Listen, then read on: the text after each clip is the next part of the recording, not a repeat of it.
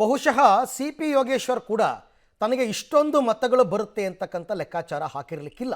ಯಾಕೆಂದರೆ ಅವರ ಇಡೀ ರಾಜಕೀಯ ಇತಿಹಾಸದಲ್ಲೇ ಅವರು ಈ ಹಿಂದೆ 85,000 ಓಟ್ ತೊಗೊಂಡಿದ್ದೆ ಹೈಯೆಸ್ಟ್ ಆಗಿತ್ತು. ಈಗ 1 ಲಕ್ಷ ದಾಟಿದೆ ಅವರ ಮತ ಪ್ರಮಾಣ. ತಮ್ಮ ರಾಜಕೀಯ ಇತಿಹಾಸದಲ್ಲೇ ಸಿ ಪಿ ವೈಗೆ ದಾಖಲೆಯ ಮತಗಳು ಬಿದ್ದಿವೆ. ಕಾಂಗ್ರೆಸ್ ಪಕ್ಷದಿಂದಲೇ ಅವರು 3 ಸರ್ತಿ ಗೆದ್ದಿದ್ರು. ರಾಜಕೀಯ ಅಸ್ತಿತ್ವವನ್ನು ಸಿ ಪಿ ಯೋಗೇಶ್ವರ್ ಮತ್ತೆ ಉಳಿಸ್ಕೊಂಡಿದ್ದಾರೆ. ಅವರಿಗೆ ವರದಾನವಾಗಿದ್ದು ಅಲ್ಪಸಂಖ್ಯಾತ, ಹಿಂದುಳಿದ ಮತ್ತು ಗ್ರಾಮೀಣ ಭಾಗದ ಒಕ್ಕಲಿಗ ಮತಗಳು. ಇದು ಅವ್ರನ್ನ ಸಾಲಿಡ್ಡಾಗಿ ಕೈ ಹಿಡಿತು. ಬಿಗಿನಿಂಗಲ್ಲೆಲ್ಲ ಒಂದು 5 ಸುತ್ತು 6 ಸುತ್ತು ನಿಖಿಲ್ ಮುನ್ನಡೆ ಬಂದಾಗ ತುಂಬ ಕಡಿಮೆ, 500ರಿಂದ 1000 ಇತ್ತು. ಯಾವಾಗ ಸಿ ಪಿ ಯೋಗೇಶ್ವರ್ ಮುನ್ನಡೆಗೆ ಬಂದರು, ಅದು ಹೆಂಗೆ ಡಬಲ್ ಆಯಿತು ಅಂದರೆ 3 ರೌಂಡಲ್ಲಿ 15,000 ಲೀಡ್ ಬಂದ್ಬಿಟ್ರು, ಬರೀ 3 ರೌಂಡಲ್ಲಿ. ಅದರ ಅರ್ಥ ಅವರಿಗೆ ಹಿಂದುಳಿದ ಗ್ರಾಮೀಣ ಭಾಗದ ಒಕ್ಕಲಿಗ ಮತಗಳು ಮತ್ತು ಟೌನ್ನಲ್ಲಿ ಬಿದ್ದಿರುವ ಅಲ್ಪಸಂಖ್ಯಾತ ಮತಗಳು, ಮುಸ್ಲಿಮರ ಮತಗಳು, ಇದು ಅವರ ಕೈ ಹಿಡಿದಿದೆ ಅಂತಕ್ಕಂಥದ್ದು ಬಹಳ ಸ್ಪಷ್ಟವಾಗಿ ಯಾರೊಬ್ಬರು ಕೂಡ ಅಂದಾಜು ಮಾಡ್ಬೋದು. ತಮ್ಮ ರಾಜಕೀಯ ಇತಿಹಾಸದಲ್ಲೇ ದಾಖಲೆಯ ಮತವನ್ನು ಪಡೆದಿದ್ದಾರೆ ಸಿ ಪಿ ಯೋಗೇಶ್ವರ್. 5 ಬಾರಿ ಶಾಸಕರಾಗಿದ್ದರೂ ಕೂಡ 85,000 ಮೇಲೆ ಮತವನ್ನು ಪಡೆದಿರಲಿಲ್ಲ ಯೋಗೇಶ್ವರ್. ಕಾಂಗ್ರೆಸ್ಸಲ್ಲಿದ್ದರೂ ಪಡೆದಿರಲಿಲ್ಲ. ಈ ಬಾರಿ ಬರೋಬ್ಬರಿ 1 ಲಕ್ಷಕ್ಕೂ ಅಧಿಕ ಮತಗಳನ್ನು ಪಡೆದು ಅವರು ದಾಖಲೆಯನ್ನು ಬರೆದಿದ್ದಾರೆ. ಕಾಂಗ್ರೆಸ್ ಪಕ್ಷದಿಂದಲೇ 3 ಬಾರಿ ಗೆಲುವು ಸಾಧಿಸಿದಂಗಾಯಿತು. ಅವ್ರನ್ನ ಪಕ್ಷಾಂತರಿ ಅಂತ ಕರಿತಾ ಇದ್ರು. ಪಕ್ಷಾಂತರಿ ಎಂಬ ಹಣೆಪಟ್ಟಿ ಇದ್ದರೂ ಕೂಡ ರಾಜಕೀಯ ಅಸ್ತಿತ್ವವನ್ನು ಉಳಿಸ್ಕೊಂಡಿದ್ದಾರೆ ಯೋಗೇಶ್ವರ್. ಅಂದರೆ ಜನರ ಮನಸ್ಸಿನ ಮೇಲೆ ಇವರು ಪಕ್ಷಾಂತರಿ ಅನ್ನೋದು ಪ್ರಭಾವ ಬೀರಿಲ್ಲ. ಅಲ್ಪಸಂಖ್ಯಾತ, ಹಿಂದುಳಿದ ಮತ್ತು ಗ್ರಾಮೀಣ ಭಾಗದ ಒಕ್ಕಲಿಗ ಮತಗಳ ಗಳಿಕೆಯನ್ನು ಮಾಡಿಕೊಂಡಿದ್ದಾರೆ ಅವರು. ಪಕ್ಷ ಮತ್ತು ಪಕ್ಷದ ಜೊತೆಗೆ ವೈಯಕ್ತಿಕ ವರ್ಚಸ್ಸನ್ನು ಗಟ್ಟಿ ಮಾಡಿಕೊಂಡ್ರು. ಆಮೇಲೆ ಸಿ ಪಿ ಯೋಗೇಶ್ವರ್ ಕಾಂಗ್ರೆಸ್ಸಿಗೆ ಬರೋಕ್ಕೂ ಮೊದಲೇ ಡಿ ಕೆ ಶಿವಕುಮಾರ್ ಒಂದು ಸ್ಟೇಜನ್ನು ರೆಡಿ ಮಾಡಿಬಿಟ್ಟಿದ್ರು ಚನ್ನಪಟ್ಟಣದಲ್ಲಿ. ಆಗಾಗ್ಗೆ ವಾರಕ್ಕೆ 3 ದಿನ 4 ದಿನ ಅಲ್ಲಿಗೆ ಹೋಗೋದು, ಒಂದು 500 ಕೋಟಿ ಏನೋ ಅನುದಾನ ಕೊಟ್ಟಿದ್ದು, ಅಲ್ಲಿ ಬೇರೆ ಬೇರೆ ಕಾರ್ಯಕ್ರಮಗಳನ್ನು ಮಾಡಿದ್ದು. ಕುಮಾರಸ್ವಾಮಿ ಅವರು ಒಂದು ರಾಷ್ಟ್ರಧ್ವಜ ಹಾರಿಸಕ್ಕೆ ಬರಲ್ಲ, ಇಲ್ಲಿಗೆ ಒಂದು ನಾಡಧ್ವಜ ಹಾರಿಸಕ್ಕೆ ಬರಲ್ಲ ಅಂತ ಅಸ್ಮಿತೆಯನ್ನು ಕೆಣಕಿದ್ದು, ಎಲ್ಲ ಸ್ಟೇಜ್ ರೆಡಿ ಮಾಡಿಕೊಟ್ಟಿದ್ರು.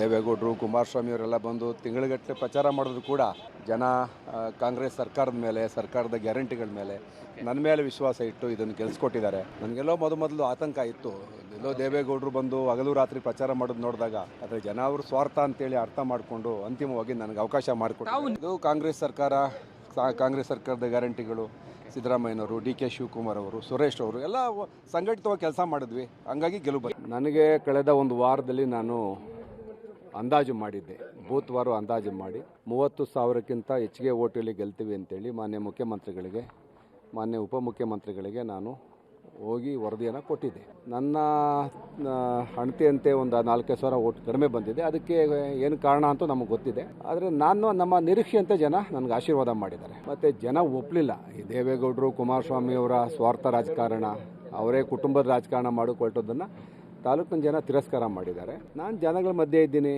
ಕಳೆದ 1-2 ಚುನಾವಣೆಯಲ್ಲಿ ವಿನಾಕಾರಣ ಸೋತಿದ್ರು ಕೂಡ ಜನಸಂಪರ್ಕ ನಾನೇನು ಬಿಟ್ಟಿರಲಿಲ್ಲ. ಜನಗಳಿಗೆ ನನ್ನ ಮೇಲೆ ವಿಶ್ವಾಸ ಇತ್ತು. ನನ್ನನ್ನು ಪುನರಾಯ್ಕೆ ಮಾಡಿದ್ದಾರೆ. ಕುಮಾರಸ್ವಾಮಿ ಅವರು 6 ವರ್ಷದಿಂದ ತಾಲೂಕನ್ನು ಹಾಳು ಮಾಡಿಟ್ಟಿದ್ದಾರೆ. ಅವರೇನು ಕೆಲಸ ಮಾಡಲಿಲ್ಲ. ಬರೀ ಸುಳ್ಳು ಹೇಳ್ಕೊಂಡು ಭಾವನಾತ್ಮಕವಾಗಿ ಸುಳ್ಳನ್ನ ಸತ್ಯವಾಗಿ ನಿರೂಪಿಸೆ ಮಾಡಲು ಹೊರಟರು. ಇವತ್ತು ಜನಗಳ ಮುಂದೆ ಅವರು ಬೆತ್ತಲಾಗಿದ್ದಾರೆ. ಚುನಾವಣೆ ಬಂದು ಕ್ಷೇತ್ರ ಉಳ್ಕೊಂಡ್ಬಿಟ್ರೆ ಅವರೇನು ಇಲ್ಲಿ ಜಾದು ಮಾಡಿಬಿಡೋಕ್ಕಾಗಲ್ಲ. ನಾವು ನಿರಂತರ ನಾನು ಕ್ಷೇತ್ರದಲ್ಲಿ ಇರ್ತಕ್ಕಂಥವನು. ಜನಗಳಿಗೆ ಅವ್ರ ಮೇಲೆ ಪ್ರಭಾವ ಅವರು ಕಡಿಮೆ ಆಗಿದ್ದಾರೆ. ಅವರೇನು ಜಾತಿ ಕಾರ್ಡ್ ಪ್ಲೇ ಮಾಡ್ತಿದ್ರಲ್ಲ, ಅದೆಲ್ಲ ಮೀರಿ ಇವತ್ತು ಜನ ಅಭಿವೃದ್ಧಿಗೆ ಮತ್ತು ಪರ್ಯಾಯ ನಾಯಕತ್ವಕ್ಕೆ ಒಲವನ್ನು ತೋರಿಸ್ತಾ ಇದ್ದಾರೆ. ಹಂಗಾಗಿ ಇವತ್ತು JDSನಲ್ಲಿ ದೇವೇಗೌಡರನ್ನ, ಕುಮಾರಸ್ವಾಮಿ ಅವ್ರನ್ನ, ನಿಖಿಲ್ ಕುಮಾರಸ್ವಾಮಿ ಅವ್ರನ್ನ ಜನ ಸರಸಡ್ಗೂ ತಿರಸ್ಕಾರ ಮಾಡಿ.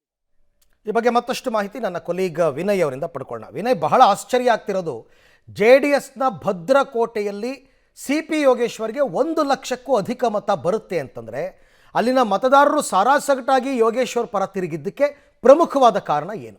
ಖಂಡಿತವಾಗ್ಲೂ ಅರವಿಂದ್, ಯಾಕೆಂದರೆ ಈ ಚುನಾವಣೆ ಯೋಗೇಶ್ವರ್ ಅವರಿಗೆ ರಾಜಕೀಯ ಅಸ್ತಿತ್ವದ ಒಂದು ಪ್ರಶ್ನೆ ಆಗಿತ್ತು. ಹಾಗಾಗಿ ಯೋಗೇಶ್ವರ್ ಅವರು ಸಾಕಷ್ಟು ಪಕ್ಷಗಳಿಂದ ಪಕ್ಷವನ್ನು ಬದಲಾವಣೆ ಮಾಡಿದ್ರು ಕೂಡ ಕೊನೆಗೂ ತಮ್ಮ ಅಸ್ತಿತ್ವವನ್ನು ಉಳಿಸ್ಕೊಳ್ಳಲು ಕೂಡ ಯಶಸ್ವಿಯಾಗಿದ್ದಾರೆ ಅಂತ ಹೇಳ್ಬೋದು. ಭಾಳ ಪ್ರಮುಖವಾಗಿ ಯೋಗೇಶ್ವರ್ ಅವರ ಈ ಬಾರಿಯ ಒಂದು ಗೆಲುವಿಗೆ ಅಲ್ಪಸಂಖ್ಯಾತ ಹಾಗೂ ಹಿಂದುಳಿದ ಮತಗಳ ಸಂಪೂರ್ಣ ಕ್ರೋಢೀಕರಣ ಏನಾಯಿತು, ಆ ನಿಟ್ಟಿನಲ್ಲಿ ಯೋಗೇಶ್ವರ್ ಅವರು ಈ ಬಾರಿ ಜಯಶೀಲರಾಗಿರೋದಕ್ಕೆ ಕಾರಣ ಅಂತ ಹೇಳ್ಬೋದು. ಭಾಳ ಪ್ರಮುಖವಾಗಿ ಗ್ರಾಮೀಣ ಭಾಗದಲ್ಲಿ ಯೋಗೇಶ್ವರ್ ಅವರಿಗೆ ಹಿನ್ನಡೆ ಆಗುತ್ತೆ ಅನ್ನೋ ಒಂದಷ್ಟು ಅಂದಾಜನ್ನು ಇಟ್ಕೊಂಡಿರಲಾಗಿತ್ತು. ಯಾಕಂದ್ರೆ ಸ್ವತಃ ಯೋಗೇಶ್ವರ್ ಅವರೇ ಜಮೀರ್ ಅವರ ಒಂದು ಸ್ಟೇಟ್ಮೆಂಟ್ ನನಗೆ ಡ್ಯಾಮೇಜ್ ಆಗುತ್ತೆ ಅನ್ನೋ ಮಾತನ್ನ ಹೇಳಿದ್ರು. ಆದರೆ ಅದು ಅಷ್ಟೊಂದು ದೊಡ್ಡ ಮಟ್ಟದಲ್ಲಿ ಡ್ಯಾಮೇಜ್ ಆಗಿಲ್ಲ ಅನ್ನೋದು ಕೂಡ ಈ ಒಂದು ಚುನಾವಣೆ ಫಲಿತಾಂಶದಿಂದ ಗೊತ್ತಾಗ್ತಾ ಇದೆ.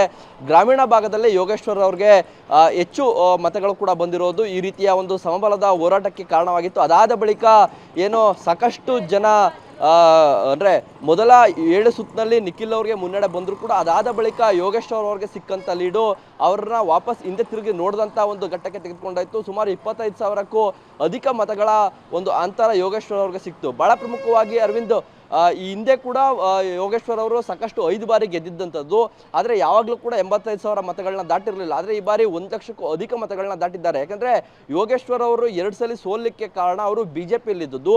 ಅವರು BJP-ಯಲ್ಲಿ ಇದ್ದಿದ್ದರಿಂದಾಗಿ ಅಲ್ಪಸಂಖ್ಯಾತ ಹಾಗೂ ಹಿಂದುಳಿದ ಮತಗಳು ಯಾವತ್ತೂ ಕೂಡ ಅವ್ರ ಕೈ ಹಿಡಿಲಿಲ್ಲ.